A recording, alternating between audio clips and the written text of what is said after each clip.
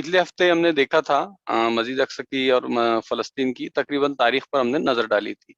यानी सैयदना इब्राहीम अलैहिस्सलाम के ज़माने से लेकर हमने शुरू किया था, फिर हज़रत याकूब अलैहिस्सलाम, उसके बाद हज़रत इसहाक अलैहिस्सलाम, इन तमाम के ज़माने जो है हमने देखे थे। उसके बाद हज़रत सुलेमान अलैहिस्सलाम और दाऊद अलैहिस्सलाम ने वहाँ बनी इसराइल की एक मज़बूत हुकूमत कायम की थी। ये हुकूमत एक अरसे तक तकरीबन 400 साल तक ये हुकूमत कायम रही। उसके बाद जब बनी इसराइल ज़वाल पज़ीर हुए, तो उसके बाद एक मुमलिकत ने उन पे हमला करना शुरू की। ख़ास तौर से 2 हमले जो है बनी इसराइल की तारीख़ में बहुत ज़्यादा शदीद रहे। पहला जो था नेबुकदनेस्सर का, तो नेबुकदनेस्सर ने पूरे यरूशलेम की ईंट से ईंट बजा दी। हैकल सुलेमानी को उसने तकरीबन उसको खंडरों में तब्दील कर दिया और जो उनकी मुक़द्दस किताबें थी उनको जला दिया। उसके बाद दूसरा हमला जो 70 एडी में हुआ, वो शदीद तरीन हमला था, जिसके अंदर टाइटस रोमी ने यरूशलेम पर हमला किया और टाइटस ने पूरे यरूशलेम की ईंट से ईंट बजा दी। हैकल सुलेमानी को जो है उसने नेस्तो नाबूद कर दिया। ताबूत सकीना जो था वो यहूदियों से छीन लिया और सिर्फ़ एक दीवार गिरिया जो है वो उसके आसार में से बच गई। ये यानी तकरीबन 1900 साल की तारीख है, तब से यहूद कोशिश कर रहे हैं कि किस तरह उनकी वापसी हो फ़लस्तीन के अंदर, बैतुल मक़दिस के अंदर और फिर से वो हैकल सुलेमान जो है उसकी तामीर कर सकें। उसके बाद हमने देखा कि मुसलमान उसकी तारीख से जुड़े और तकरीबन हज़रत अबू बकर के ज़माने से कोशिशें शुरू हुई थी, लेकिन सैयदना उमर के ज़माने में वो कामयाबी मुसलमानों को मैसर आई। तो मुसलमानों ने इब्तिदा में भी उसके लिए बेइंतहाशा अपनी जानों के नज़राने पेश किए, अपने खून से उस सरज़मीन को सींचा। उसके बाद सलीबी जंगों के नतीजे में फिर से बैतुल मक़दिस ईसाइयों के पास चला गया और तकरीबन 88 ईयर्स तक वो ईसाइयों के पास गया। फिर सलाहुद्दीन अय्यूबी की कोशिशों से फिर से वो मुसलमानों के पास उसकी बाज़ियाफ़त हुई। उसके बाद से तकरीबन उस्मानी खिलाफत तक वो मुसलमानों के पास रहा। तो यहाँ तक की तारीख हमने देखी थी। दरमियान में नेपोलियन बोनापार्ट ने एक मर्तबा उस पर हमला किया था, लेकिन वो उसमें कामयाबी नहीं हुआ। हालाँकि एक काफ़ी अंदर तक नेपोलियन आ चुका था, लेकिन उस्मानी फ़ौजों ने जो है उसको खदेड़ दिया और उसको बाहर फेंक दिया। तो यहाँ तक की तारीख हमने देखी थी और उसके बाद जो जदीद तरीन तारीख थी जो पिछले 200 साल से मुताल्लिक है, आज इंशाअल्लाह हम जो है उसको तफ़सील से समझने की कोशिश करेंगे। अजी साथियों, 20वीं सदी में उम्मत मुस्लिमा को 2 बड़े सानहे या 2 बड़े हादसे पेश आए। उसमें सबसे बड़ा जो हादसा था, असल ये दोनों एक दूसरे से जुड़े हुए हैं। मैं नहीं कर सकते कि ये बिल्कुल ही अलग है। यानी एक ये था कि खिलाफत का खात्मा। खिलाफत के खात्मे के सबब उम्मत मुस्लिमा की जो सेंट्रलाइज़ेशन था, जो उसकी सेंट्रल लीडरशिप थी, मरकज़ी क़यादत थी, वो ख़त्म हो गई। दूसरा और सबसे बड़ा हादसा या सानहा जो पेश आया, वो आलम अरब के यानी हम कहेंगे कि ऐन क़ल्ब में इज़राइल का नाजायज़ क़याम अमल में आया, है ना? तो ये 2 चीज़ें ऐसी हैं जो हम कह सकते हैं 20वीं सदी में सबसे बड़े सदमे मुसलमानों को लगे। आप देखिए कि यहूदी जो है पिछले तकरीबन 1900 साल से यानी 70 हज़रत ईसा के पैदाइश के 70 साल बाद जो है उनसे हैकल छीना गया था। तो तब से वो मुस्तकिल कोशिश कर रहे थे कि फिर से वो हैकल सुलेमानी की तामीर कर सकें और उसके लिए उनको इज़राइल का या फ़लस्तीन का कंट्रोल चाहिए था। असल में तौरात के मुताबिक ये है कि ए इज़राइल, हमने दजला से नील तक का इलाका तुमको दिया है ना? तो ये जो 2 दरिया है, दरियाए टिग्रिस और दरियाए नाइल, ये दोनों के दरमियान का जो इलाका है, यानी अगर आप मैप के अंदर देखेंगे तो इसमें जॉर्डन, सीरिया, लेबनान, है ना, सीना का रेगिस्तान और हिजाज़ का भी काफ़ी कुछ इलाका इसके अंदर आता है। तो ये है पूरा ग्रेटर इज़राइल जो कि इज़राइल कायम करना चाहता है। आप इज़राइल का अगर परचम देखेंगे, तो इस परचम में जो स्टार है, उसके ऊपर और नीचे 2 ब्लू स्ट्रिप्स आपको दिखाई देंगी। ये जो ब्लू स्ट्रिप्स है, ये 2 दरियाओं को रिप्रेज़ेंट करती है, यानी दरियाए दजला और दरियाए नील। तो ये इस बात का सिंबॉलिक ऐलान है कि इन 2 दरियाओं के दरमियान का जो कुछ इलाका है, वो इज़राइल की मुमलिकत है, जो उनको तौरात के मुताबिक मिलना है। इसमें एक सवाल जो पैदा होता है कि इसमें फ़लस्तीन ही का इंतख़ाब क्यों किया गया? यानी इज़राइल अगर पिछले 2000 साल से बिना मुल्क के थे और बिना स्टेट के वो घूम रहे थे, तो ये रियासत कहीं भी कायम की जा सकती थी। क्या ज़रूरी है कि वो फ़लस्तीन में ही कायम की जाती? तो इज़राइल के पास तो ज़ाहिर है एक से ज़्यादा ऑप्शन मौजूद थे। दुनिया में कई इलाके, कई खित्ते हैं जो खाली पड़े हुए हैं, लेकिन उन्होंने फ़लस्तीन को इसके लिए मुंतख़ब किया, तो क्यों? तो उसकी एक वजह तो मज़हबी बुनियाद है। यानी जो हमने पिछले हफ़्ते भी देखा कि मज़हबी तालीमात के मुताबिक हैकल सुलेमानी की तामीर है ना? वहीं उसके पीछे वेस्टर्न वर्ल्ड की कुछ खतरनाक किस्म की पॉलिटिकल हमें कहेंगे कॉन्स्पिरेसीज है। वेस्ट को मालूम है कि अगर अपने अज़ायम के मुताबिक ज्यूज एक ग्रेटर इज़राइल कायम करने में कामयाब हो जाते हैं, तो वो वेस्ट मुस्लिम दुनिया की पॉलिटिक्स में बहुत की रोल, एक डेंजरस रोल वो प्ले कर सकता है। यानी अफ्रीकन और एशियन कंट्रीज जो है, तो उनके दरमियान ये एक हद फासिल रहेगा इज़राइल। इसी तरह वो पूरे खित्ते को अपनी साजिश को शिकार बनाते रहेंगे। यानी आप देखिए कि इजरायली रियासत के कयाम के बाद से पूरी मुस्लिम दुनिया अजीबो-गरीब किस्म के यानी खलफशार और मुसीबतों में दो चार है।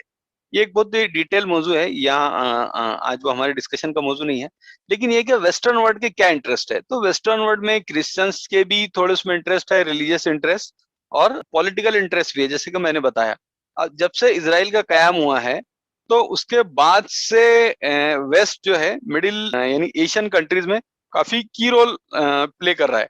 यानी चाहे इजिप्ट की जो डेमोक्रेटिकली इलेक्टेड गवर्नमेंट थी उसको गिराने की बात हो, या आलम इस्लाम में जो रिवोल्यूशनरी मूवमेंट्स है, जो इस्लामिक तहरीकात है, उन पर दहशतगर्दी के इल्जाम लगा के उनको खत्म करना, उनके कारकुनों को बड़े पैमाने पर गिरफ्तारियां करना, है ना। फिर इसी तरह इस्लाम में इस्लामिक कंट्रीज में डेमोक्रेटिक प्रोसेस नहीं आने देना, वहां पर बादशाहत को सस्टेन करके रखना, ताकि बादशाहत से वो अपने मफादात ज्यादा बेहतर तौर पे पूरे कर सकते। तो ये सारे जो चीजें हैं, ये इसराइल के कयाम की मदद से जो है ये की जा रही है। इसके बाद हम आएंगे अपने आज के असल टॉपिक पर कि ज़ायनिस्ट मूवमेंट जो है उसका वो कैसे शुरू हुआ और उसमें वेस्ट का क्या रोल रहा। आप देखिए कि यानी ज़ायनिस्ट मूवमेंट जो कहा जाता है, तो ऐसे नहीं कि सडनली एक मूवमेंट स्टार्ट हो गया।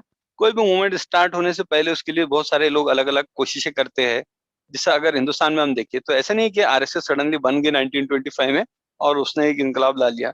बल्कि उसके लिए उससे पहले एक 100 साल से लोग तैयारी कर रहे थे। कुछ अलग-अलग तंजीमें बनी, लोगों ने किताबें लिखी, लिटरेचर तैयार किया, आइडियोलॉजी बनाई और उसके बाद जो है आरएसएस फॉर्म हुई। तो वैसे ही ज़ायनिस्ट मूवमेंट का भी हुआ। यानी आप देखिए 1870 में एक जर्मन यहूदी था मार्विन दी हैरिस। तो उसने एक अपनी एक ऑर्गेनाइजेशन बनाई, एक जीविश ऑर्गेनाइजेशन, है ना? और उसकी जो किताब थी ये रोम और यरूशलेम, है ना? और उसने इस बात को मतलब पहली मर्तबा उसमें पेश किया कि अब अरब और सल्तनत उस्मानिया, ऑटोमन एम्पायर बहुत ज़्यादा कमज़ोर हो गए, बहुत वीक हो गए। तो अब ये चांसेस है कि यहूदी फिर से अपनी हुकूमत कायम कर सकते हैं। क्योंकि उससे पहले ऑटोमन एम्पायर काफी स्ट्रांग था और उस जमाने में पॉसिबल नहीं था कि ज्यूइश स्टेट कायम की जा सकती। तो उसने कहा कि अब ये बहुत वीक हो गया और अरब कंट्रीज भी बहुत ज्यादा वीक है, तो हम अब ज्यूइश स्टेट बना सकते हैं। उसके बाद आप देखिए एक दूसरी यहूदी तंजीम थी, लेविन स्पिंसकर जो है उसका फाउंडर था। और उसको नॉर्मली यहूदियों की जो नेशनलिक मूवमेंट चली है, कौमी तहरीक है, तो उसका पहला दाई कहा जाता है। तो 1882 में उसने अपनी किताब लिखी रोड टू फ्रीडम, जिसका उर्दू तर्जुमा है ज़ाती आज़ादी। तो उसमें उसने कहा कि अब यानी हम कौमी रियासत जो है उसकी तश्कील कर सकते हैं। तो 1880 से या उससे पहले 1870 से ही इजरायली स्टेट बनाने के जो रास्ते थे उसका राय हमवार करने का काम शुरू कर दिया गया था। उसके लिए इंटरनेशनल लेवल पर मूवमेंट चलाई जा रही थी कि दुनिया के जो अलग-अलग यहूदी है वो माइग्रेट होकर हिजरत करके फ़लस्तीन आ जाए और वहाँ अपने आबाद आबाद होना शुरू कर दे। और इसमें बरतानवी इस्तेमार जो था ब्रिटिश इम्पेरियलिज्म, उसने जो है काफ़ी उनकी मदद की, बड़ी-बड़ी ज़मीनों की खरीदारी उसने वहाँ पर उनको करके दी। इसमें सबसे ज़्यादा जो की रोल था वो था डॉक्टर थियोडोर हर्ज़ल का। हर्ज़ल इस मूवमेंट का यानी आप कह सकते हैं कि सबसे की प्लेयर वो था, जिसने 1894 में अपनी किताब जीविश स्टेट यहूदी मुमलिकत के उन्वान से शाया की। और उसने क्या किया कि ये जो एक रिलीजियस मूवमेंट था, उसको एक पॉलिटिकल मूवमेंट बना दिया, है ना? यानी एक ऐसा पॉलिटिकल मूवमेंट जिसकी बेस जो है वो रिलीजन से डिराइव होती। एक्चुअली ये जो बुक थी ना, ये एक कोई बुक नहीं थी, बल्कि ये एक लेटर था, एक ओपन लेटर जो उस ज़माने में जो सबसे बड़ा यहूदी कैपिटलिस्ट था, उसने उसको ये लिखा था और उससे गुजारिश की थी कि वो यहूदियों को सैल्वेशन यानी उनको निजात दिलाए। क्योंकि हर्ज़ल का ये मानना था कि यहूदी जो है वो पूरी दुनिया में परेशान है, हैरान है और उनको एक ऐसे आदमी की ज़रूरत है जो उनको निजात दिला सके। तो उसने वो उसको रिक्वेस्ट किया था कि ये तुम यहूदियों के लिए एक स्टेट बनाने में उनकी हेल्प करो। उसके बाद 1897 में हर्ज़ल ने इंटरनेशनल ज़ायनिस्ट मूवमेंट जो है उसका बाकायदा आगाज़ कर दिया, ताकि ग्रेटर इज़राइल कायम किया जा सके और हैकल सुलेमानी की तामीर का काम भी अंजाम दिया जा सके।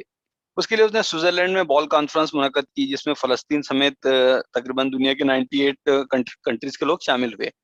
और कॉन्फ्रेंस के एंड पर उसने अपने डायरी में जो नोट लिखा, वो लिखता है कि इस कॉन्फ्रेंस को एक लफ्ज़ में इस तरह बयान किया जा सकता है कि आज बॉल में सह्यूनी मुमलिकत की बुनियाद रख दी गई। और आप उसका कॉन्फिडेंस देखिए, तो वो कहता है कि आज सह्यूनी मुमलिकत की बुनियाद रख दी गई और 50 साल बाद दुनिया इस मुमलिकत को अपनी आँखों से देखेगी। असल में हर्ज़ल जो है ना, इसकी पैदाइश 1860 में हुई, हंगरी में पैदा हुआ था और ये ज्यू था, लेकिन ये बहुत ही सख्त मुतशद्दिद मज़हबी आदमी था और उसको अपनी कौम से बहुत ज़्यादा हमदर्दी थी। तो वो यहूद का जो है मतलब बहुत ही पॉलिटिकल सियासी हम ये कह सकते हैं बेबसी देखकर वो परेशान होता था और उसका मानना ये था कि उस ज़माने में यहूद ने बड़े-बड़े फाइनेंशियल इंस्टीट्यूट कायम करके रखे थे। तो वो कहता था ये फाइनेंशियल इंस्टीट्यूट्स जो है, जिससे कि हम पूरी दुनिया को रन करते हैं, ये हमको हेल्प नहीं कर सकते। हमको ज़रूरत है एक पॉलिटिकल मूवमेंट की, है ना? तो उसने पूरी दुनिया के जो यहूदी है, उनसे मुलाकातें की, उनको समझाया कि जब तक तुम्हारे पास कोई स्टेट ना हो, तो तुम्हारी दौलत किसी काम की नहीं है। मतलब ये दौलत क्या है कि दूसरे लोग तुमको यूटिलाइज़ करेंगे, लेकिन खुद तुम अपनी कम्युनिटी के लिए कुछ नहीं कर पाओगे जब तक तुम्हारे पास एक स्टेट ना हो। तो इसके लिए हर्ज़ल ने जो है मुस्तकिल कोशिशें शुरू की। हर्ज़ल को मालूम था कि सल्तनत उस्मानिया के बरकरार रहते हुए इज़राइल की हुकूमत का क़याम आसान नहीं है और उस वक़्त तुर्की बहुत ही इकोनॉमिकल क्राइसिस से गुज़र रहा था, तो हर्ज़ल ने उसका फ़ायदा उठाने का सोचा। तो 1901 में हर्ज़ल ने सुल्तान अब्दुल हमीद को पैगाम दिया कि यहूदी जो है, वो तुर्क के तमाम कर्ज़े अदा करने तैयार है ना? यानी जो इंटरनेशनल ज्यूज़ लॉबी थी, तो उसने कहा कि टर्क पे या ओटोमन पे जितने भी उनके कर्ज़े हैं, वो हम सब अदा कर देंगे। आप सिर्फ़ हमको परमिशन दो कि हम फ़लस्तीन को यहूदियों के नेशन स्टेट बना दें, है ना? उनका कौमी वतन हम बना दें। मगर सुल्तान अब्दुल हमीद ने उस पैगाम पर थूक दिया, यानी उसका इनकार कर दिया। सुल्तान का जो जवाब है वो काफ़ी उसके अंदर मैसेजिंग आंसर है वो, है ना? तो सुल्तान ने कहा कि हर्ज़ल के लिए लाज़िम है कि अब वो इस सिलसिले में एक कदम भी आगे ना बढ़ाए। मैं इस सरज़मीन की एक बालिश का सौदा करने का भी मजाज़ नहीं हूँ, क्योंकि वो मेरी ज़ाती मिल्कियत नहीं है, बल्कि वो मेरी रैयत का मुल्क है। इस सल्तनत को कायम रखने के लिए उन्होंने कुर्बानियाँ दी है और उसे अपने खून से बड़ा किया है। हम भी इस मुल्क की अपने खून से हिफाज़त करेंगे और उसके इंतशार और तक़सीम की इजाज़त नहीं देंगे। उस्मानी रैयत ही इस बादशाहत की मालिक है, ना कि मैं। मैं इसके किसी एक हिस्से को छोड़ देने पर भी कादिर नहीं हूँ। यहूदी सरमायादार अपनी इस दौलत को उस दिन के लिए महफूज़ रखे जब ये बादशाहत ख़त्म हो जाएँगी, तो वो फिर कुछ दिए बगैर फ़लस्तीन की तरफ हिजरत कर सकेंगे। लेकिन ये खिलाफ़त हमारी लाशों पर ही तक़सीम हो सकती है, क्योंकि हम जीते जी अपने आप को रोने की इजाज़त नहीं देंगे। तो ये बहुत सख्त आंसर था जो सुल्तान अब्दुल हमीद ने हर्ज़ल को दिया। इस खत के बाद, इस लेटर के बाद हर्ज़ल को बहुत वाज़ेह हो गया कि सल्तनत उस्मानिया जब तक कायम है, तो फ़लस्तीन पर कब्ज़ा मुमकिन नहीं है। तो अब उसके लिए कोशिशें शुरू गई कि किस तरह ओटोमन एम्पायर को वीक करके उसको ख़त्म किया जाए। जनरली हमारे यहाँ मतलब सुल्तान अब्दुल हमीद का कैरेक्टर काफ़ी नेगेटिव सेंस में लिया जाता है, क्योंकि स्पेशली ज्यूज़ और क्रिश्चियन हिस्टोरियंस ने उनकी बहुत नेगेटिव जो है वो इमेज बिल्डिंग की है। नॉर्मली जो मुस्लिम हिस्टोरियंस हैं, वो भी उन्हीं को कोट करते हैं। हालाँकि सुल्तान ने फ़लस्तीन को बचाने के लिए बड़ी कोशिशें की हुई। आप देखिए कि यूरोप ने हमेशा यहूदियों पर ज़ुल्म किया और यहूद के साथ किसी किसी ने अगर दुनिया में हुस्न सलूक का और आज़ादी का मामला किया, तो सिर्फ़ मुसलमान थे। यानी स्पेन की तारीख़ में आप देखिए कि जब यहूदियों पर ज़ुल्म किया गया, तो वहाँ से जब वो भाग कर आए, तो ये ओटोमन्स का ज़माना था जबकि बायज़ीद ओटोमन एम्पायर में रूल कर रहा था। तो उसने जितने भी उंदलस से भागे हुए यहूदी थे, उनको उसने अपने यहाँ पनाह दी। यानी सुलेमान सेकंड के ज़माने में जब दीवार-ए गिरिया जिसको कि आज यहूदियों की सबसे मुक़द्दस यादगार है वो डिस्कवर हुई, है ना? तो उसने उसको साफ़ कराया और यहूदियों को जज़्बात की इजाज़त दी कि वहाँ पर आएँ और अपनी इबादत कर सकें। तो ऐसा नहीं था, यानी आप फ़लस्तीन की तारीख़ में देखेंगे कि जब भी वो मुसलमानों के पास रहा, मुसलमानों ने उसको एक आलमी शहर की हैसियत दी और दूसरे मज़ाहिब के लोगों को भी इसकी आज़ादी थी कि वो वहाँ आकर अपनी वो इबादत कर सके। लेकिन जब ओटोमन एम्पायर ने देखा है कि यहूद फ़लस्तीन के लिए साज़िशें करने लगे हैं, तो फिर सुल्तान अब्दुल हमीद को सख्ती करनी पड़ी और यहूद पर उन्होंने पाबंदियाँ लगाना शुरू की। और सुल्तान अब्दुल हमीद ने ऐसे कवानीन बनाए कि यहूद फ़लस्तीन में आकर बस ना सके। लेकिन उसके बाद कंटिन्यूअस जो ज़ायनिस्ट मूवमेंट थे, उन्होंने फ्रीमेसन कॉन्फ्रेंसेस में यहूद के साथ मिलकर सुल्तान को, यानी उसको डिसॉल्व कराने में, उसको माज़ूल कराने में बहुत ही की रोल प्ले किया। इसी तरह तुर्की की एक तंज़ीम थी, तंज़ीम इत्तेहाद व तरक्की। तो ये तुर्की यंगस्टर्स की थी। इन्होंने फ्रीमेसन्स के साथ मिलकर आज़ादी, फ्रीडम और सेकुलरिज्म, डेमोक्रेसी, इस तरह के जो नारे लगाकर सुल्तान को जो है माजूल कर दिया। उसमें इंग्लैंड, फ्रांस, इटली, ऑस्ट्रेलिया, यानी इन सबका जो सेंटर था, जो सुल्तान के अगेंस्ट जो मूवमेंट चल रहे थे वो इस्तांबुल था। तो इन्होंने सबने इस्तांबुल को बहुत ज़्यादा सपोर्ट किया।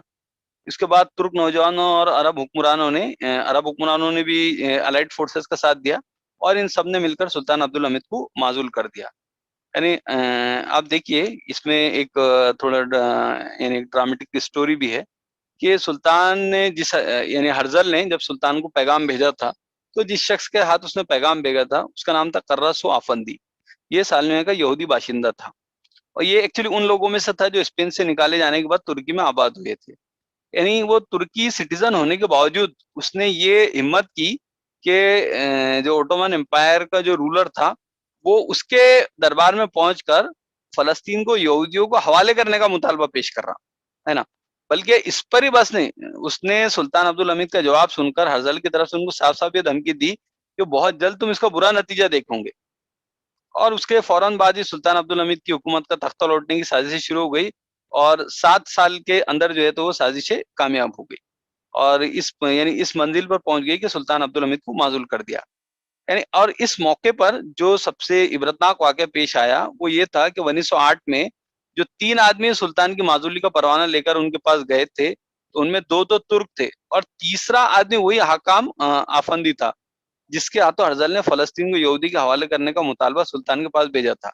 यानी मुसलमानों की बेगैरती का इससे अंदाजा कीजिए कि अपने सुल्तान की माजूली का परवाना भेजते हुए तो एक ऐसे यहूदी के हाथ के 7 साल पहले जो सुल्तान के पास फलस्तीन के हवालगी का मुतालबा लेकर गया था और उससे सख्त जवाब सुनकर आया था। यानी आप इमेजिन कर सकते हैं कि सुल्तान के दिल पर उस वक्त क्या गुजरी होंगी जब वही यहूदी उनकी माजूली का परवाना लिए उनके सामने खड़ा था। असल में सुल्तान अब्दुल हमीद की इमेज जैसे मैंने बताया बहुत नेगेटिव बनाई गई, लेकिन कभी-कभी ये होता है कि अपने तो रिकॉग्नाइज नहीं करते लेकिन दुश्मन जो है वो रिकॉग्नाइज कर लेता। तो हर्जल की जो डायरी है उसमें अगर आप देखेंगे तो उसने सुल्तान के खिलाफ बहुत लिखा, है ना? यानी उसकी ज़िंदगी का मकसद ये था कि सुल्तान अब्दुल हमीद की हुकूमत को ख़त्म करना। लेकिन उसके बावजूद वो लिखता है एक जगह, यानी उसकी डायरी में लिखा उसने, आप देखिए, बावजूद इसके कि उसने यानी सुल्तान ने मेरी तमाम उम्मीदों पर पानी फेर दिया। मैं सुल्तान की बातों से मुतासिर हुआ हूँ, जो हकीकत और फ़ख्र पर मबनी है। वहाँ एक ऐसी खूबसूरती है जिसके पीछे मौत और हलाकत पोशीदा है। उसके बावजूद वो आखिरी सांस तक कशमकश करता है और आने वाली मुश्किलात का सख्ती से सामना करता है। यानी ये हर्जल ने सुल्तान के बारे में लिखा था। बहरहाल सुल्तान की माजूली के बाद यहूदियों का रास्ता फ़लस्तीन के लिए साफ हो गया। सुल्तान के जाने के बाद जावेद बख्त को फाइनेंस मिनिस्टर बनाया गया, वज़ीर मालियात, जिसने यहूदियों से बड़े-बड़े कर्ज़े लिए और इस तरह सुल्तान ने यहूद की हिजरत पर जो पाबंदी लगाई थी, वो सारे लॉज़ और वो सारे कवानीन जो थे वो मनसूख कर दिए गए। जो नई क़यादत तुर्की में आई थी, तो वो पॉलिटिकली भी यानी रिलीजियस तो वो वीक थी, पॉलिटिकली भी वो बहुत वीक थी। यानी सुल्तान अब्दुल हमीद जो था वो बहुत ही विज़नरी आदमी था और वो काफ़ी दूर की पॉलिटिक्स देखता था। हालाँकि जिस ज़माने में वो बना था तो वो बहुत वीक स्टेट थी ओटोमन एम्पायर। लेकिन सुल्तान अब्दुल हमीद ये चाह रहा था कि जैसे ही वर्ल्ड वार का माहौल बन रहा और जिस वक़्त जंग-ए-अज़ीम शुरू होंगी, तो वो स जंग-ए-अज़ीम का फ़ायदा उठाकर जबकि दूसरे ममालिक कमज़ोर होंगे, वो अपने खोए हुए इलाके वापस हासिल कर लेगा। लेकिन जो तुर्कों की नई क़यादत थी, उसको सियासत और हुकूमत का कोई तजुर्बा नहीं था। तो उन्होंने अपनी जहालत और बेबसीरती के सबब उस्मानी सल्तनत को जंग में झोंक दिया। हालाँकि सुल्तान जो है वो जंग में कूदने वाला नहीं था। तो ये यानी जो नई क़यादत है उसका सबसे बड़ा मसला रहा। उसके बाद आप देखिए कि 1908 का ज़माना आता है, जिसमें लंदन में जितनी इम्पेरियलिस्टिक फ़ोर्सेस थी, तो उन्होंने कॉन्फ्रेंस बुलाई और उसमें जो इस्तेमार है, उसको क्या-क्या चैलेंजेस फ्यूचर में आ सकते हैं, उसमें डिस्कशन हुआ। तो जो चीज़ें उसमें डिस्कशन आई उसके की पॉइंट्स ये थे कि अरब ममालिक जो है वो ईस्ट से लेके वेस्ट तक बहुत यूनाइट है, क्योंकि उनके हिस्टोरिकल बैकग्राउंड, कल्चर और लैंग्वेज ये सारी ख़ुसूसियत जो है एक जैसी है। अगर अरब कौमें यूनाइट रहेंगी तो इन इलाकों में यानी अरबों के इलाकों में इम्पेरियलिक जो फोर्सेस है उनका साँस लेना मुश्किल हो जाएगा। तो इसलिए तय किया गया कि अरबों की जितनी भी स्टेट्स हैं उनको छोटी-छोटी रियासतों में तक़सीम कर दिया जाए और उनके अंदर इंतशार पैदा किया जाए और उनको एजुकेशनली इकोनॉमिकली जो है वो बैकवर्ड रखा जाए। अब इसमें जो सबसे बड़ा यानी मुसलमानों का एम्पायर था वो तो ओटोमन एम्पायर था, तो उसके लिए तुर्की सल्तनत के टुकड़े करना था। अब इस साजिश में मगरिबी यानी जो वेस्टर्न पॉलिटिशियंस थे उनके साथ साथ यहूदी भी शुरू से काम कर रहे थे। तो ये किया गया कि तुर्कों में नेशनलिस्टिक मूवमेंट उठाया गया कि सल्तनत के बिना इस्लाम ही नहीं है बल्कि तुर्क नेशनलिज्म होना चाहिए। यानी ये कहा गया है कि तुर्क जो है तो वो अफजल है ना? तो ये तुम इस्लाम की बुनियाद पे क्यों हुकूमत कर रहे हो, बल्कि तुर्की नेशनलिज्म की बुनियाद पर तुमने दुनिया को रूल करना चाहिए। हालांकि तुर्की सल्तनत में ऐसा नहीं कि सिर्फ टर्क्स ही थे, बल्कि अरब, कुर्द और दूसरी नस्लों के भी मुसलमान थे। तो ऐसी सल्तनत को सिर्फ तुर्की कौम की सल्तनत करार देने के साफ मानी ये थे कि तमाम गैर तुर्क की हमदर्दियां उनके साथ खत्म हो जाए। अब ये तो किया गया तुर्कों के साथ, दूसरी तरफ अरबों को जो है अरब नेशनलिज्म का सबक पढ़ाया गया और उनके दिमाग में ये बात बिठाई गई कि वो क्यों तुर्कों की गुलामी करते, है ना? वो तो अरब है, दीन उनके यहाँ नाजिल हुआ और वो अफजल है ना? और अरबों में अरब नेशनलिज्म का फितना उठाने वाले क्रिश्चियन अरब थे। बैरूत जो है उनका मरकज था और बैरूत की जो अमेरिकन यूनिवर्सिटी थी वो इसको प्रमोट कर रही थी। इस तरह तुर्कों और अरबों में यानी एक साथ दो मुतजाद किस्म की नेशनलिज्म जो है उभारे गए और उनको यहाँ तक भड़काया गया है कि 1914 में जब पहली जंग अजीम हुई तो तुर्क और अरब एक दूसरे के साथ होने के बजाय एक दूसरे के दुश्मन और उनके खून के प्यासे थे। तो ये एक फ्रंट पे ये चल रहा था। यानी आप देखिए कि कितने फ्रंट एक साथ मुसलमानों के अगेंस्ट खोले गए और मुस्लिम लीडरशिप को जमाने में क्या हाल था। दूसरी तरफ 1914 में हम देखते हैं कि शरीफ हसन जो वाली मक्का था तो उसको अंग्रेजों ने ये कहकर शीशे में उतार लिया कि हम एक आजाद अरब मुमलिकत कायम करने वाले हैं और तुम्हें उस अरब मुमलिकत का सदर बना दिया जाएगा। शरीफ हसन कहा जाता है कि वो हाशमी अरब था और यंग जो तुर्क इनकलाब आया था तो उसके नतीजे में खुद 1908 में सुल्तान अब्दुल हमीद ने उसे मक्का का अमीर मुकर्रर किया था। तो शरीफ हसन से अंग्रेजों ने न सिर्फ जबानी बल्कि तहरीरी तौर पे वादा किया कि हम एक अरब स्टेट बना देंगे और उसके सदर जो है वो आप रहेंगे। यानी इसे मैकमोहन और हुसैन मुआहदा कहा जाता है। अब 1916 में अरबों की आज़ादी के लिए बरतानवी हिमायत के वादे के साथ शरीफ हसन ने सल्तनत उस्मानिया के खिलाफ बगावत का ऐलान कर दिया, है ना? उसने कहा कि सुल्तान जो है वो हमारी ताकत को महदूद करता, जुल्म करता, साजिशें करता, हमारी जासूसी कराता, इस तरह की कई चीजें उसने सुल्तान पर इल्जाम लगाया। इस बगावत के फूट पड़ने के फौरन बाद हुसैन ने अपने आप को अरब ममालिक का बादशाह करार दिया। हालांकि बाद में अलाइड फोर्सेस, ज़ाहिर अलाइड फोर्सेस का तो उसको यूज करने का इरादा था, तो उन्होंने उसका जो पान अरब ख्वाहिशी जो थी उसकी कि मैं उनका रूलर बनूंगा, उसको एक्सेप्ट नहीं किया। उन्होंने सिर्फ हिजाज का बादशाह उसको तस्लीम किया। तो ये एक दूसरे फ्रंट पे ये हो रहा था। अभी तीसरा फ्रंट जो था यानी ये और ज्यादा डेंजर था।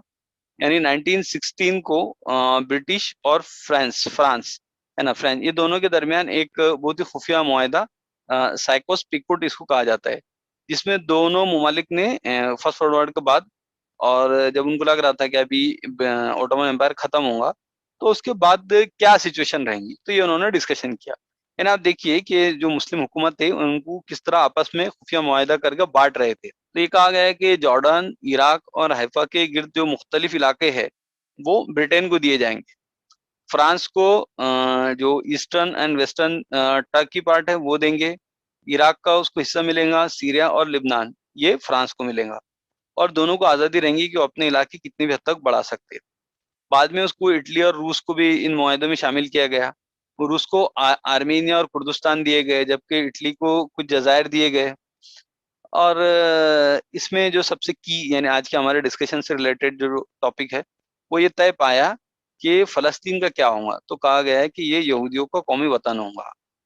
और उसके बाद जॉर्डन का जो ईस्टर्न इलाका है तो फ़लस्तीन के जो लोग यानी यहूद वहां चले जाएंगे तो वहां से जो फ़लस्तीनी मुहाजिरीन रहेंगे उनको ले जाके हम जॉर्डन में रिहेबिलिट करेंगे, उनको वहां पे बसा देंगे।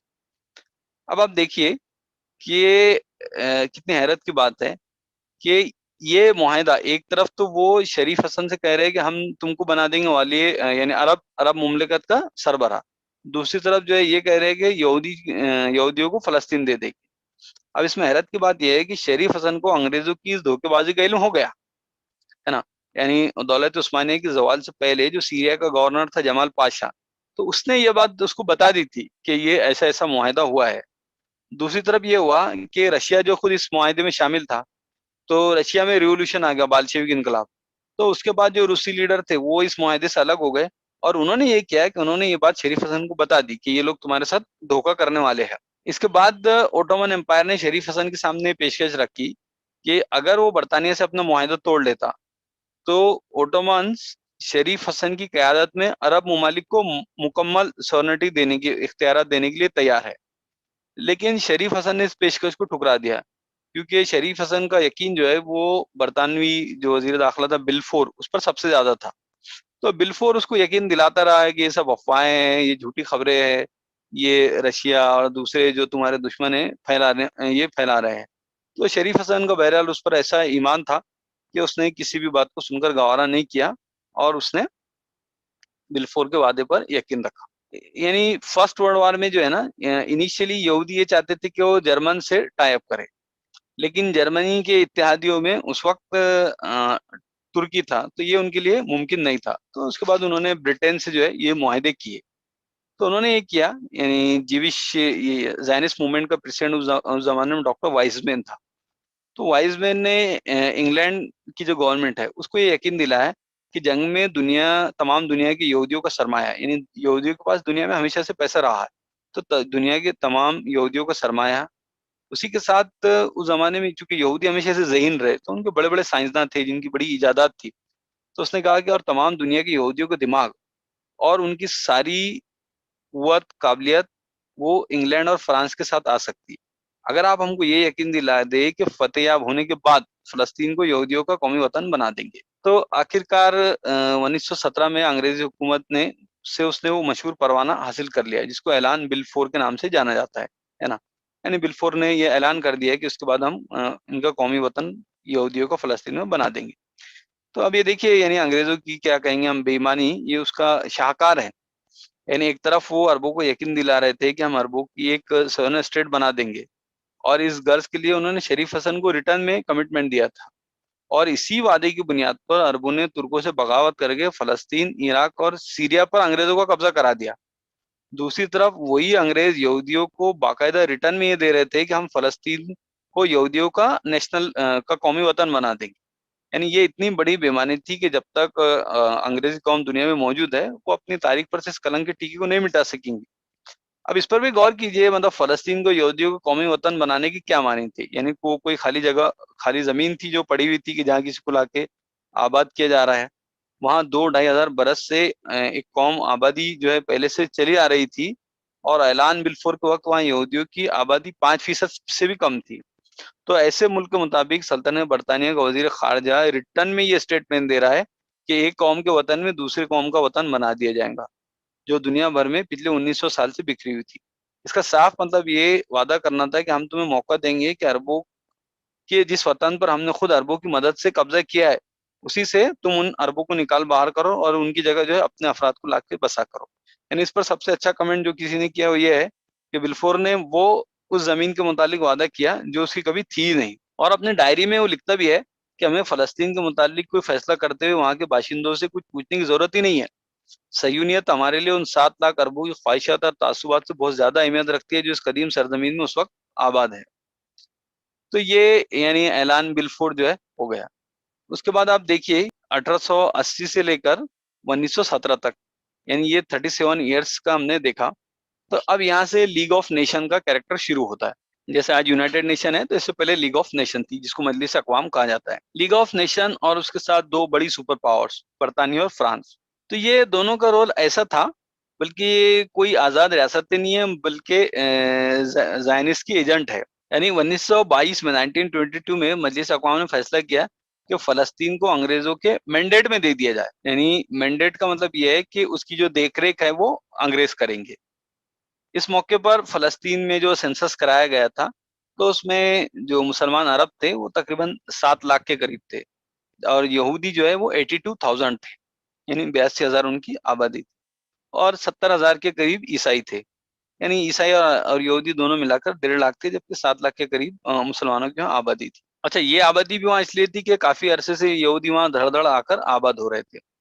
तो इस पर भी लीग ऑफ नेशन ने बरतानिया को एनडेट का परवाना दे दिया, और उसके साथ ये इंस्ट्रक्शन दी कि बरतानिया की यानी ब्रिटेन की जिम्मेदारी होगी कि फ़लस्तीन को यहूदियों का कौमी वतन बनाने के लिए हर तरह की आसानियाँ उसको फराहम करे। सह्यूनी तंजीम को सरकारी तौर पर बाकायदा तस्लीम करके उसको एडमिनिस्ट्रेशन में शरीक करे और उसके मशवरे और ताउन से जो जीविश स्टेट बना दे। उसके बाद ये कहा गया है कि वहाँ पर जो लोग रहते हैं, जो मुसलमान वहाँ पर रहते हैं, तो उनको मजहबी हुकूक दिए जाए, है ना? यानी उनके सियासी हुकूक का कहीं भी तस्करा सिरे से किया ही नहीं गया। यानी दुनिया का सबसे बड़ा इंसाफ का इदारा ये फैसला कर रहा है कि वो जहाँ जो ओरिजिनल वहाँ के रहने वाले लोग हैं, उनके कोई पॉलिटिकल राइट्स ही नहीं है और यहूदियों को जो है पूरे हर तरह के पॉलिटिकल राइट्स वहाँ पर दिए गए। तो इससे आप अंदाजा कर सकते हैं कि दुनिया की बड़ी-बड़ी हुकूमतें और मजलिस अक़वाम पर यहूदियों के कितने असरात पैदा कर लिए थे। अब उसके बाद देखिए कि ब्रिटिश मैंडेट जो है उसने क्या कारनामा अंजाम दिया। तो ये मैंडेट हासिल करने के बाद यहूदियों को फ़लस्तीन में लाकर बसाने का बाकायदा सिलसिला शुरू कर दिया गया। तो फ़लस्तीन का पहला जो बरतानवी हाई कमिश्नर था, सर हर्बर्ट सैमुअल, वो खुद एक यहूदी था और सह्यूनी जो ऑर्गेनाइजेशन थी उसको अमलन हुकूमत के एडमिनिस्ट्रेशन में शामिल किया गया और उसके अंडर में एजुकेशन, एग्रीकल्चर और एक्सटर्नल अफेयर्स जो थे वो सब के सब दे दिए गए। इसी तरह नेशनलिटी, ट्रैवलिंग, ये सब भी जो है ये उसके अंडर में दिए गए। तो अब ऐसे कवानीन, ऐसे रूल्स बनाए गए, यानी इज़राइल ने यहाँ जो भी काम किया है तो बेईमानी तो उसने की, लेकिन उसके साथ कानून भी वो बनाता गया। तो ऐसे कवानीन बनाए गए जिनके ज़रिए से बाहर के यहूदियों को फ़लस्तीन में आकर ज़मीनें हासिल करने की पूरी सहूलत दी गई और उनको कर्ज़े भी दिए गए, जो बड़े-बड़े जीविश कैपिटलिस्ट थे, तो उनसे हेल्प ली गई दुनिया भर के और अरबों पर बड़े भारी टैक्सेस लगाए गए और टैक्सों के बकाया अदा न होने पर अदालतों ने ये किया कि उनकी ज़मीनें ज़ब्त करना शुरू की और वो ज़मीनें ज़ब्त करने के बाद वो यहूदियों के हाथ बेची गई। तो सरकारी ज़मीनों के बड़े-बड़े रकबे यहूदियों को मुफ्त में दिए गए, कहीं बराए नाम पट्टे पर दिए गए, 100 साल, 200 साल इस तरह, और कहीं-कहीं तो बिना किसी बहाने के पूरे-पूरे गाँव साफ कर दिए गए, है ना? जो फ़लस्तीन काश्तकार थे या एग्रीकल्चर जो उनकी लैंड थी, उस पर भी बड़े पैमाने पर जो है कब्ज़ा कर दिया गया। तो इन तदबीरों से 17 साल के अंदर यहूदी आबादी में गैर मामूली इज़ाफ़ा हो गया। तो 1922 में वो मैंने बताया 82,000 थे, है ना? उसके बाद 1939 में उनकी तादाद जो है वो 4.5 लाख तक पहुँच गई, है ना? तो इससे साफ ज़ाहिर है कि ब्रिटिश जो है वो फ़लस्तीन में सिर्फ़ ज़ायनिज़्म की खिदमत कर रहे थे और उनके ज़मीर ने उनको कभी भी ये एहसास नहीं दिलाया है कि इस ज़मीन पर जो यहाँ के असली बाशिंदे हैं, उनके भी कुछ ना कुछ राइट्स यहाँ पर है। बल्कि आप देखिए कि सेकंड वर्ल्ड वॉर में ये मामला उससे बहुत आगे बढ़ गया। यानी हिटलर के ज़ुल्म से भागकर जो यहूदी फ़लस्तीन की तरफ आए, तो उनको लीगल और कानूनी, गैर कानूनी हर तरीके से बेहद बेतहाशा उनको फ़लस्तीन में दाखिल होने लगे। यानी सह्यूनी एजेंसी ने उनको हज़ारों लाखों की तादाद में मुल्क के अंदर घुसा दिया गया और इन्होंने क्या किया कि मुल्क में घुसने के बाद जो है आर्म्ड ऑर्गेनाइजेशन यानी मुसल्लह तंजीमें कायम की और जिन्होंने हर तरफ मार-धाड़ करके अरबों को भगाने और यहूदियों को उनकी जगह बसाने में सफाकी की हद कर दी। और ब्रिटिश मैंडेट के अंडर में ये सब होता रहा, यानी उनकी नाक के नीचे, बल्कि वो खुद यहूदियों को हथियार पहुंचाते रहे और अरबों के लिए इतने सख्त कानून बनाए कि वो अपने डिफेंस के लिए भी हथियार नहीं रख सकते थे। अलबत्ता इसमें ब्रिटिश हुकूमत ये करती थी कि वो अरब जो फ़लस्तीन छोड़कर जाना चाहे, तो उनके लिए वो बड़ी फैसिलिटीज़ थी, उनके लिए ट्रैवलिंग और वो सारी सहूलतें वो मुहैया कराती थी। तो इस तरह ये ज्यूइश स्टेट बनाने का कारनामा शुरू हो गया। अब उसके बाद आप देखिए कि 1947 में यानी 1947 में ब्रिटिश गवर्नमेंट ने फ़लस्तीन का जो मसला था वो अक़वाम मुत्तहिदा में पेश कर दिया। यानी लीग ऑफ नेशन उस वक़्त ख़त्म हो गई थी और यूनाइटेड नेशन बन गया था। तो अब देखिए कि ये जो दुनिया की दूसरी जो तंजीम थी, जो दुनिया में इंसाफ और अमन कायम करने बैठी थी, उसने क्या किया? तो 1947 में अक़वाम मुत्तहिदा की जो जनरल असेंबली थी, तो उन्होंने फ़लस्तीन को यहूदी और अरबों के दरमियान डिवाइड कर दिया। अब ये फैसला कैसे हुआ? तो यानी 156 ममालिक उस वक़्त थे, तो जिसमें से सिर्फ़ 30 वोट इज़राइल के फ़ेवर में थे, है ना? यानी ये जो रिज़ॉल्यूशन था कि फ़लस्तीन को यहूदी और अरबों के बीच में डिवाइड करना, तो इस रिज़ॉल्यूशन के फ़ेवर में सिर्फ़ 30 वोट थे और उसके अगेंस्ट में 113 वोट थे, जबकि 10 कंट्रीज़ ने अपने आप को उसमें शामिल नहीं किया। अब कोई भी रूल पास होने के लिए, रिज़ॉल्यूशन पास होने के लिए कम से कम 33 वोट थे। तो फिर अमेरिका ने 3 यानी फ़िलिपाइन, लाइबेरिया ऐसे जो गरीब मुल्क थे उनको बहुत प्रेशराइज़ करके, पाबंदियाँ लगा के उनको मजबूर कराया और 33 वोट किसी तरह हासिल किए गए। और इसमें जो तकसीम की गई वो इतनी शर्मनाक थी, यानी इस तकसीम की रूह से फलस्तीन का 55% यानी 55% एरिया जो है, तो 33 उसे यहूदियों की जो पॉपुलेशन थी वो 33% थी, तो 33 को दिया गया 55, और 67 जो अरब थे उनको 45% एरिया दिया गया। हालांकि यानी फलस्तीन की जमीन का सिर्फ 6% यहूदियों के कब्जे में था जिस वक्त डिसीजन लिया गया। तो ये था वो इंसाफ जो यूनाइटेड नेशन से किया। लेकिन इस इंसाफ से भी जो है इसराइल का दिल नहीं भरा, क्योंकि तो जाहिर उसके तो बड़े वसी मकासद थे। तो उसके लिए उन्होंने किया कि अरबों पर, चूंकि ये तो आर्म थे और अरबों का कोई यानी हमें कहेंगे कोई सपोर्ट उनके लिए उस दुनिया में नहीं था, तो इस सिलसिले में अरबों पे बेइंतहा मजालिम ढाए गए। अर्नल्ड टाइनबी ने अपनी किताब स्टडी ऑफ हिस्ट्री में लिखा है कि ये जो जुल्म थे वो किसी तरह भी उन मजालिम से कम न थे जो नाजियों ने खुद यहूदियों पर किए थे। डेरा यासीन में 9 अप्रैल 1948 के कत्लेआम का खास तौर पर उसने जिक्र किया, जिसमें अरब औरतों, बच्चों और मर्दों को बेदरीग मौत के घाट उतार दिया गया, और अरब औरतों और लड़कियों को बिल्कुल उनको बरहना करके उनका जुलूस सड़कों पर निकाला गया। और यहूदी जो है, यानी अरब औरतें आगे आगे थी और यहूदी मोटरसाइकिल पर लाउड स्पीकर लगाकर उनके पीछे पीछे ये ऐलान करते फिर रहे थे कि हमने डेरा यासीन में ये किया अरब आबादी के साथ, अगर तुम नहीं चाहते कि तुम्हारे साथ भी यही कुछ हो तो यहाँ से निकल जाओ। तो हर शख्स सोच सकता है कि अब ये किसी ऐसी कौम का कारनामा हो सकता है जिसमें थोड़ी भी इंसानियत शराफत बाकी है। यानी एक मुल्क पर आपने कब्जा कर लिया और वहां पर इतना जुल्म जो है लोगों पे ढा रहे हैं। तो इन हालात के दौरान में फिर वो दिन भी आया 14 मई 1948 यानी 14 में 1948 को, कि ऐन उस वक्त जब यूनाइटेड नेशन की जनरल असेंबली फलस्तीन के मसले पे डिबेट कर रही थी, तो यहूदियों ने रात के 10 बजे इजरायली रियासत के क़याम का बाज़ाब्ता ऑफिशियली उसका ऐलान कर दिया।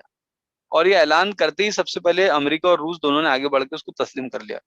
हालांकि उस वक्त तक अक़वाम मुत्तहिदा ने यहूदियों को फलस्तीन में कौमी रियासत करने का मजाज नहीं किया था। इस ऐलान के वक्त तक 6 लाख से ज्यादा अरब जो है वो घर से बेघर किए जा चुके थे, और अक़वाम मुत्तहिदा की तजवीज़ के बिल्कुल बरखिलाफ यरूशलेम यानी बैतुल मक़दिस के आधे से ज्यादा हिस्से पर इसराइल कब्जा कर चुका था। तो अब रियासत इसराइल के क़याम का ऐलान होने के बाद जो आसपास की अरब रियासतें थी, तो उन्होंने बेसहारा जो अरब जिनको मार-धाड़ और लूट-मार से बचाने के लिए उन्होंने यानी क्या कहेंगे कि उन्होंने हमला कर दिया और ये वॉर स्टार्ट हो गई। तो नवंबर 1948 में यूनाइटेड नेशन ने फिर जंगबंदी का फैसला किया, और उस वक्त फलस्तीन का जो एरिया था तो 77% से भी ज्यादा यहूदियों के कब्जे में जा चुका था। अब इसमें एक ये सवाल ये है कि यहूद जो स्टेट जो अभी जस्ट बनी थी, है ना, वो इतनी पावरफुल कैसे हो गई थी कि 5 अरब रियासतों की जो कंबाइंड फोर्सेस थी वो भी उसका मुकाबला नहीं कर सकी। तो इसको थोड़ा-सा समझना, यानी इंटरनेशनल पॉलिटिक्स के कॉन्टेक्स्ट में समझना बहुत ज़्यादा ज़रूरी है। इसमें कैपिटलिज्म और इश्तिराकियत यानी कम्युनिज्म दोनों ने इक्वली कंट्रीब्यूट किया, और सबसे ज़्यादा हथियार जो है उस ज़माने में रशिया और अमेरिका दोनों ने उसको जो है प्रोवाइड किए। अक़वाम मुत्तहिदा में भी जो बहस इस ज़माने में हुई उनका रिकॉर्ड बताता है कि यहूदी की हिमायत अरबों की मुखालिफत में जो वेस्टर्न डेमोक्रेटिक सिस्टम है और रशिया है, वो दोनों ने बराबर से उसमें हिस्सा लिए किए। बल्कि उनमें कंपटीशन ये था कि कौन ज़्यादा यहूदियों के प्रो है, कौन ज़्यादा यहूदियों का सपोर्टर है। उसके बाद यहूदी मंसूबे का हम देखते हैं कि जो थर्ड मरहला शुरू होता है, तो 1967 की जंग है। तो 1967 में इसराइल ने मिस्र, शाम और जॉर्डन पर सडनली अटैक कर दिया। तो ये सबसे बड़ी जंग है जिसको 6 दिन की अरब इजराइल जंग जो है कहा जाता है। तो इसमें इस जंग में बैतुल मक़दिस और बाकी पूरी फलस्तीन, जजीरा नुमा सीना, है ना, शाम की जो बालाई पहाड़ियाँ थी, वो इसराइल का उन पर कब्जा हो गया। तो आप देखिए कि नवंबर 1948 में इसराइल का जो रकबा था वो 1967 में बहुत ज़्यादा उसमें बढ़ गया, और तकरीबन 14 से 15 लाख अरब जो है वो यहूदियों के गुलाम बन गए। इस मरहले में इसराइल का जो मंसूबा था उसकी असल वजह ये थी कि सबसे बड़ा अमेरिका उसका हामी और मददगार और पुष्पना था। यानी बर्तानिया, फ्रांस और दूसरे मगरबी जो वेस्टर्न कंट्रीज थी उन्होंने भी अपने अपने हद तक उसकी तायद और हिमायत का पूरा हक अदा करते रहे। रूस और मशरकी ब्लॉक भी कम से कम 1955 तक तो एलानिया उसका साथ रहा, यानी बाल्शेविक इनकलाब, उसके बाद भी 1955 तक। लेकिन 1955 में जब अरब ममालिक उनसे बिल्कुल मायूस हो गए और अमेरिका और दूसरे कंट्रीज में उनको लगा कि अब ये इसराइल के सपोर्ट करेंगे, तो उसके बाद जो है तो उन्होंने इश्तराकी ब्लॉक यानी रशिया की तरफ रुजू किया। और इस ब्लॉक के मुल्कों ने इस लालच में उनको हथियार देने शुरू किए कि इस तरह उन्हें अरब ममालिक में इश्तराकियत फैलाने और उनको अपना दायरा वसी करने का मौका मिल जाएगा, है ना। तो अरबों ने जो है तो रशिया से कांटेक्ट बनाए कि इस तरह कम से कम कुछ हथियार हमको मिल जाएंगे। अब इसमें ये तो नहीं हुआ कि अरब कंट्रीज इतने स्ट्रांग हो जाए कि वो इसराइल का मुकाबला कर सके। अलबत्ता ये जरूर हुआ कि रूस को मिस्र में, सीरिया में, यमन, इराक से अलजायर तक उसने अपने असरात फैला दिए। और अरब मुल्कों में जो उसने तरक्की पसंदी और ये इनकी कशमकश इतनी बढ़ा दी कि वो इसराइल से निपटने के बजाय वो आपस ही में एक दूसरे उलझ गए। तो ये यानी सुपर पावर्स थे दुनिया में जो वो ये रोल प्ले कर रहे थे। यानी हर मौके पर अमेरिका और उसके साथी इसराइल को सपोर्ट कर रहे थे और उनकी हिमायत से अक़वाम मुत्तहिदा की बेदर पे ज्यादतियों का कोई तदारुक नहीं कर सकी, यानी इसराइल की ज्यादतियों का। यानी आप देखिए कि 1947 से 1957 तक अक़वाम मुत्तहिदा के 28 रेजोल्यूशन उसके मुंह पर मार चुका था। सितंबर 1948 से तो 96 तक 7 मरतबा अक़वाम मुत्तहिदा ने उसके खिलाफ मजम्मत की करारदाद पास की, मगर उसके कान पर जू तक नहीं रेंगी। यानी उसकी बेबाकी का अंदाजा आप इससे लगा सकते हैं कि 1967 की जंग के बाद जब जनरल असेंबली का इजलास शुरू होने वाला था, तो उस वक्त इसराइल का जो प्राइम मिनिस्टर था उसने ये कहा कि अगर अक़वाम मुत्तहिदा की 122 मेंबरों में से 121 भी हमारे खिलाफ फैसला दे और अकेले इसराइल का अपना वोट ही हमारे हक में रह जाए, तब भी हम अपने इलाके से नहीं निकलेंगे। ये सब मतलब किस बल पर था? ये ज़ाहिर है अमेरिका के बस पर था। तो अमेरिका की दिलचस्पी इसराइल के साथ कितनी बड़ी उसको जानने के लिए आप यानी वो देखिए कि 1967 के मौके पर जो उसका अप्रोच था, यानी जंग से एक हफ्ता पहले अमेरिका के जो फौज था तो उसके जॉइंट चीफ ऑफ स्टाफ के सदर जनरल व्हीलर ने सदर जॉनसन को ये इत्मीनान दिलाया था कि अगर इसराइल बढ़कर पहले एक हवाई हमला कर दे तो फिर ज्यादा से ज्यादा 3-4 दिन के अंदर वो अरबों को मार गिराएगा। इस पर भी जॉनसन को इत्मीनान नहीं हुआ, तो उसने सीआईए के जो चीफ था उससे रिपोर्ट की और उसने भी कहा कि हाँ जॉनसन कि ये ऐसे ही होगा। फिर उसके बाद जॉनसन ने रशिया से ये बात की कि वो अगर जंग हुई तो क्या वो अरबों की मदद करेगा, तो रशिया ने भी कहा कि नहीं, हम बिल्कुल उसकी मदद नहीं करेंगे। फिर उसके बाद अमेरिका ने अपना जो बहरी बेड़ा था वो भी इसराइल के लिए यानी खड़ा रखा कि अगर जंग में जरूरत पड़ी तो वो उसकी मदद कर सके। उसी तरह ब्रिटेन जो था उसकी भी इसराइल नवाजी का ये हाल था, यानी उसने भी अपने जहाज और सारी चीजें तैयार रखी थी कि सिर्फ एक मिनट के नोटिस पर पूरा ब्रिटेन इसराइल की मदद के लिए आ सकता था।